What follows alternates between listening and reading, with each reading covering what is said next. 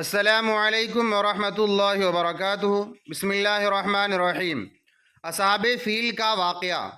دوستو، آج کی اس ویڈیو میں ہم نبی اکرم نور مجسم سید عالم صلی اللہ علیہ وسلم کی پیدائش سے بہت پہلے ہونے والے ایک واقعے کو بیان کرنے جا رہا ہوں، جس کے بارے میں اللہ تعالیٰ نے قرآن کریم میں ایک پوری سورت نازل فرمائی ہے، جسے پڑھ کر اپنے علم میں اضافہ کریں۔ یہ واقعہ عبدالحق محدث دہلوی رحمۃ اللہ علیہ کی کتاب مدارج النبوہ شریف سے بیان کر رہا ہوں۔ واقعہ کچھ یوں ہے کہ حضور اکرم صلی اللہ علیہ وسلم کی پیدائش سے صرف 55 دن پہلے یمن کا بادشاہ ابرہہ ہاتھیوں کی فوج لے کر کعبہ کو ڈھانے کے لیے مکہ پر حملہ آور ہوا تھا۔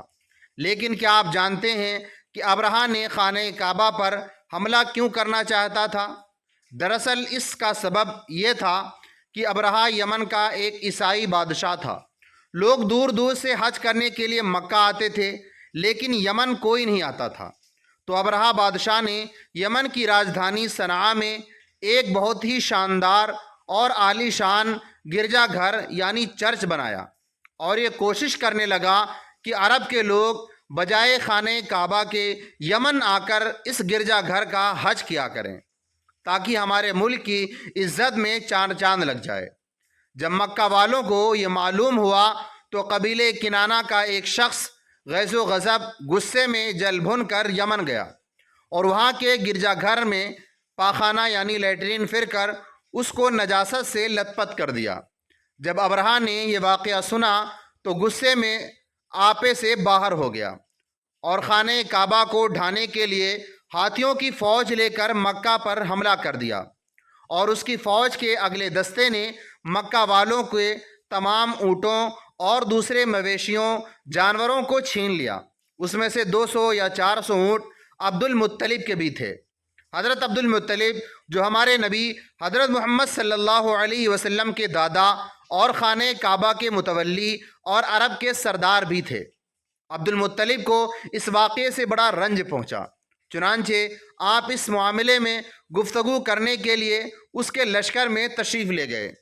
جب ابرہہ کو معلوم ہوا کہ قریش کا سردار اس سے ملاقات کے لیے آیا ہے تو اس نے آپ کو اپنے خیمے میں بلا لیا، اور جب عبد المطلب کو دیکھا کہ ایک بلند قامت، روب دار اور نہایت ہی حسین و جمیل آدمی ہے، جن کی پیشانی پر نور نبوت کا جاہ و جلال چمک رہا ہے، تو صورت دیکھتے ہی ابرہہ مرعوب ہو گیا اور بے اختیار تخت شاہی سے اتر کر آپ کی تعظیم و تکریم کے لیے کھڑا ہو گیا اور اپنے برابر بٹھا کر دریافت کیا کہ کہیے سردار قریش، یہاں آپ کی تشریف لانے کا کیا مقصد ہے؟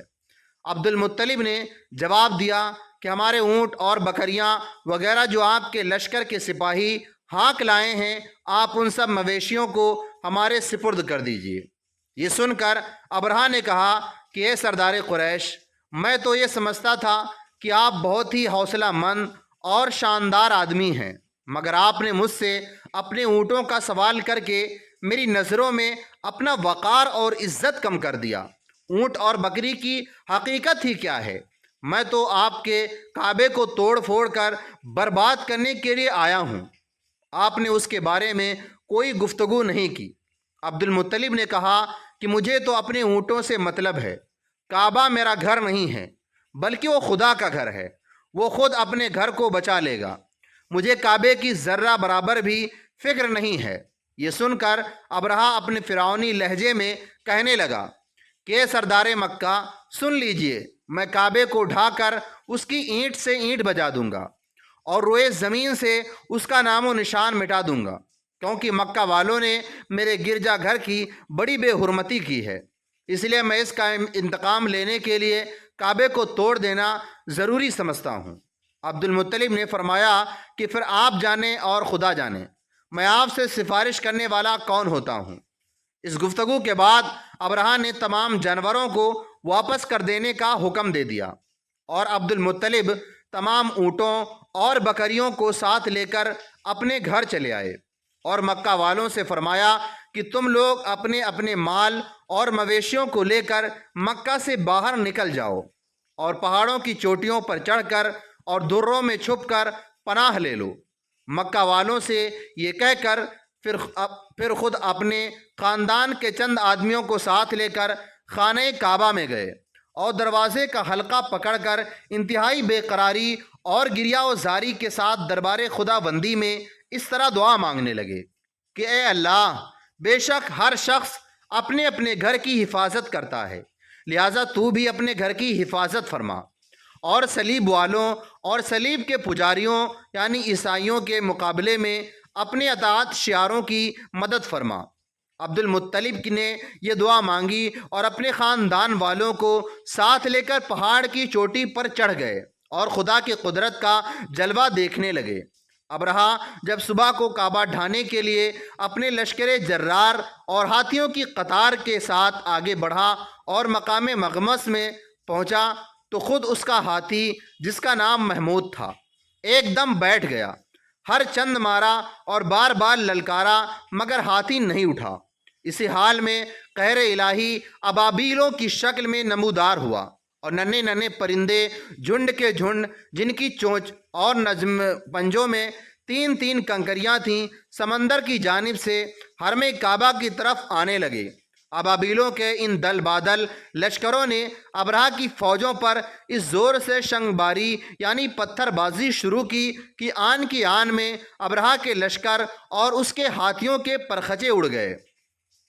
ابابیلوں کی سنگ باری خداوند قہار و جبار کے قہر و غضب کی ایسی مار تھی کہ جب کوئی کنکری کسی ہاتھی سوار کے سر پر پڑتی تھی تو اس آدمی کو بدن کو چھیدتی ہوئی ہاتھی کے بدن سے پار ہو جاتی تھی۔ ابرہہ کی فوج کا ایک آدمی بھی زندہ نہیں بچا اور سب کے سب ابرہہ اور اس کے ہاتھیوں سمیت اس طرح ہلاک و برباد ہو گئے کہ ان کے جسموں کی بوٹیاں ٹکڑے ٹکڑے ہو کر زمین پر بکھر گئیں۔ چنانچہ قرآن مجید کی سورہ فیل میں خداوند قدوس نے اس واقعے کا ذکر کرتے ہوئے ارشاد فرمایا ہے، اے محبوب صلی اللہ علیہ وسلم، کیا آپ نے نہ دیکھا کہ آپ کے رب نے ان ہاتھی والوں کا کیا حال کر ڈالا؟ کیا ان کے داؤں کو تباہی میں نہ ڈالا اور ان پر پرندوں کی ٹکڑیاں بھیجیں تاکہ انہیں کنکر میں کے پتھروں سے ماریں تو انہیں چبائے ہوئے بھس جیسا بنا ڈالا۔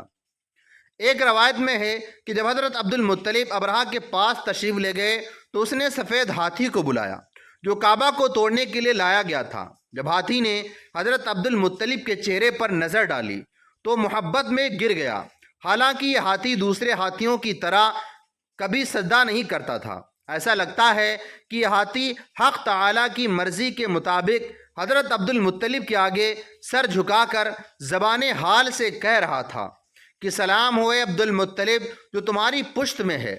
اس ہاتھی کے سر پر بار بار ڈنڈے مارتے تھے مگر وہ ہاتھی زمین سے سر نہیں اٹھاتا تھا۔